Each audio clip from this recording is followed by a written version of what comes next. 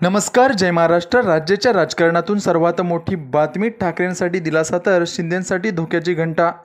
भाजपच्या बड्या नेत्याच्या पक्षप्रवेशाने शिंदेंच्या आमदाराचे वाढले टेन्शन. आगामी विधानसभेत पराभव निश्चित. काय आहे सविस्तर बातमी, नक्की जाणून घेऊया. ठाण्यातील उल्हासनगर विधानसभा मतदारसंघातील ज्यांचा मोठा दबदबा आहे असे भाजपचे नेते असलेले राजेश वानखेडे यांनी नुकताच ठाकरे गटात पक्षप्रवेश केल्याने ठाकरेंचे उल्हासनगरमधील टेन्शनच संपलं असं म्हटलं जातं.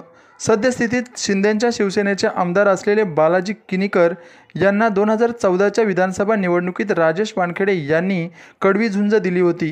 या निवडणुकीत किनीकरांना 46,000 तर राजेश वानखेडे यांना तब्बल 45,000 मतदान झाले होते. अवघ्या 1,000 मतांच्या फरकाने किनीकर विजयी झाले होते. सध्या शिंदेंच्या शिवसेनेत असणाऱ्या बालाजी किनीकर यांना वानखेडे डोईजड होतील हेच ठाकरेंनी हेरले आणि वानखेडे यांना देखील आपल्याला ठाकरे गटाकडून उमेदवारी मिळेल हे लक्षात घेऊन ठाकरे गटात पक्षप्रवेश केला.